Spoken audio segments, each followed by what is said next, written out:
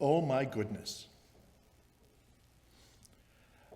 The problem with parables is we are left trying to figure out what exactly Jesus was trying to say in the words that he offered. And this parable is so troublesome because I think it was like 2 weeks ago during the Bible study that I was doing on Micah, one of the participants sort of raised this parable up and said, what do you do with the parable of the talents? Right? What do you do with this sense of God punishing somebody for bringing back what was originally received? And so I want to kind of offer a different perspective. So first thing we have to do is think about where in Scripture or what's happening around this parable. So right exactly before this parable, there's another parable, the parable of the 10 bridesmaids. And if you, just to refresh our memory, the parable of the 10 bridesmaids, they're going to meet the bridegroom, and they're all taking their oil lamps, and 5 bridesmaids remember to bring extra oil, and 5 bridesmaids don't. And so then they fall asleep, and the 5 who brought extra oil can replenish, and then they get to go into the party, and the 5 bridesmaids who don't bring extra oil, they're locked out. Okay? So if you think about that, then this parable makes some sense. But immediately after this parable is the story of the last judgment, basically. And the Son of Man comes back and separates the sheep from the goats, and the sheep are going into heaven, and the goats are not, and the sheep are going in. Why? Because they remembered to clothe the naked and feed the hungry and visit the imprisoned and the sick, etc. And so if you think about that part of the story, then this parable makes no sense. If we think about the master as being God and the rest being servants. But what if? So what if the master in this parable isn't God at all? What if the master in this parable is society? Like what we've come to expect as a norm? Then it starts to make sense, right?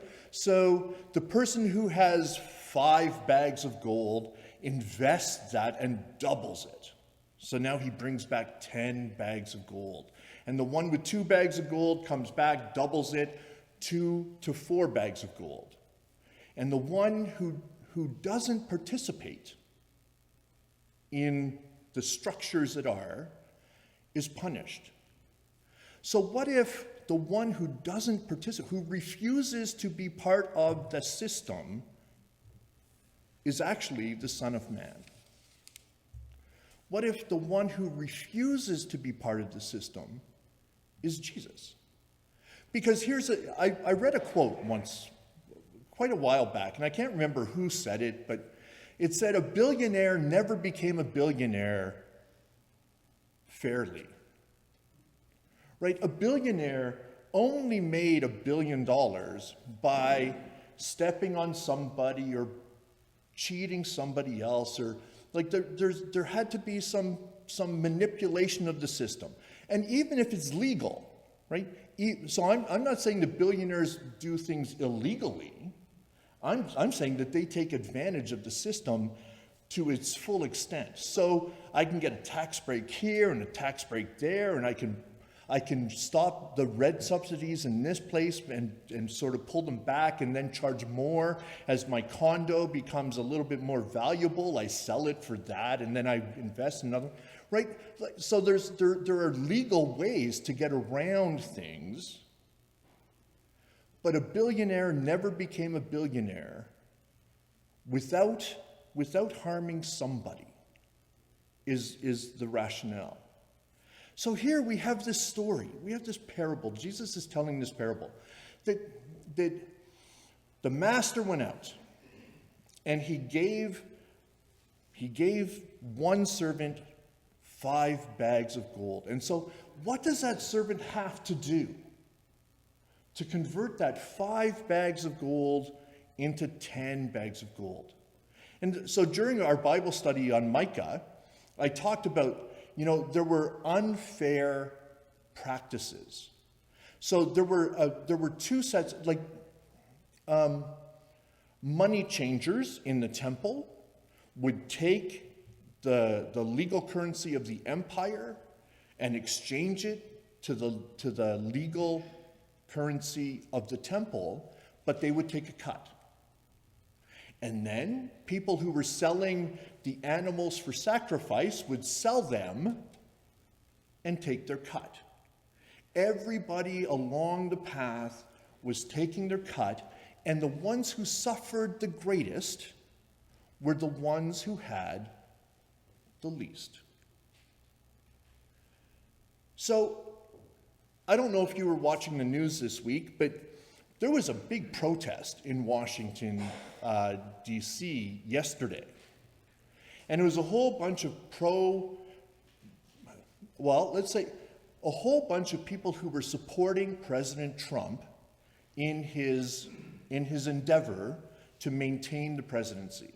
I don't want to talk about that. What I want to talk about is the fact that there were people there were vendors at the protest, people who set up tents to sell pro-Trump paraphernalia because they knew that at that time they would be able to make the greatest amount of money selling pro-Trump paraphernalia.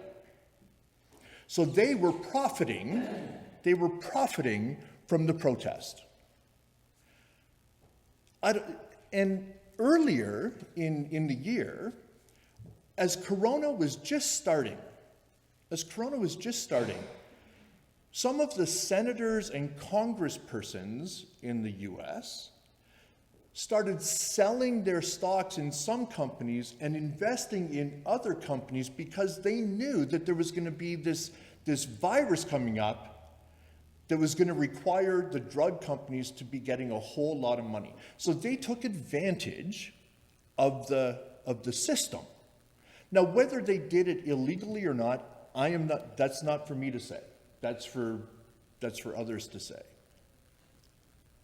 The question for us, as people of faith, is not whether it was legal, but whether it was ethical. Is it right to take advantage of a situation, to take advantage of people at their very lowest moment? And that's what this story is about, I think. I think this story is Jesus saying that he is the person who refused to participate. He refused to take advantage of the poor. He refused to take advantage of the widow. He refused to take advantage of the orphan. And instead, he took that bag of gold and he brought it back to the masters of society and offered it back. And they said, if you're not willing to participate, then we are going to punish you. So in a society that said the widows, the orphans, the sick, the lame, the poor are pushed to the side, Jesus invited into community. Jesus said, no, I'm not going to try and abuse them and take advantage of them. I am going to bring them into my circle. I'm going to sit down and eat with them. I'm going to invite them around my table. And the masters that be, those who want profit, profit, profit, more, how can I use you to build my wealth and my fortune? Those masters were angry. And we know that that is true. We know that that is true. We know that the powers that be were not happy with Jesus inviting the poor and the lame and and the sick and the disenfranchised into his circle. They challenged him every time they saw it happen. Every time they saw it happen, they challenged him, whether it be the religious authorities or the political authorities. Every time they knew that there was something wrong. The religious authorities accused him of blasphemy. The political authorities accused him of sedition. And because of the charges laid against him, he was crucified and put to death. But he knew, even though he knew that that was the end result, he continued to offer a gospel that was good news, not to the wealthy, not to those who wanted to abuse and take advantage, but good news to the poor, good news to the disenfranchised, good news to the sick and the lame, the widows and the orphans.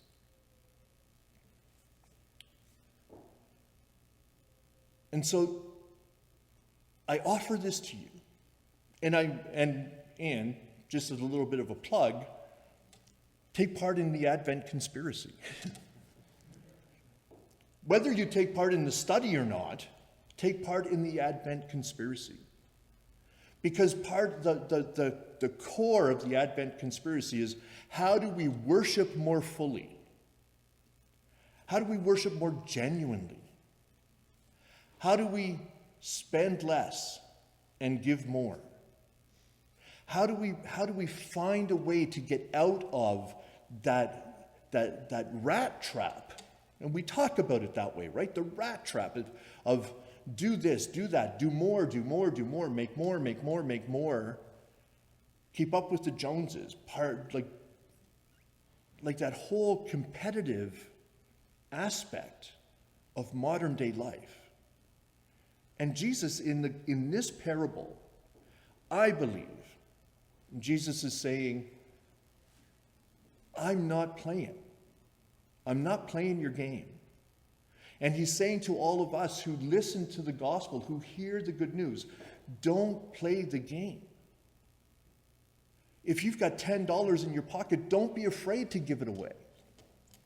Because the birds of the field and the birds of the air and the flowers of the field, the God that our God, our Creator, our Master, will care for us. Get yourself out of that system. Get out.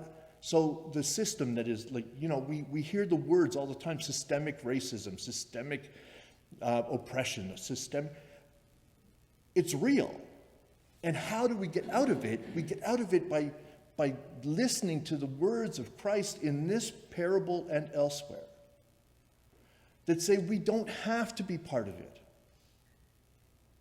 We can make a difference by being different. We are indeed countercultural. The gospel is countercultural. The gospel that says, here's what is expected: make more, do more, be more. But the gospel says, you have enough, you make enough, you are enough, you are loved just as you are.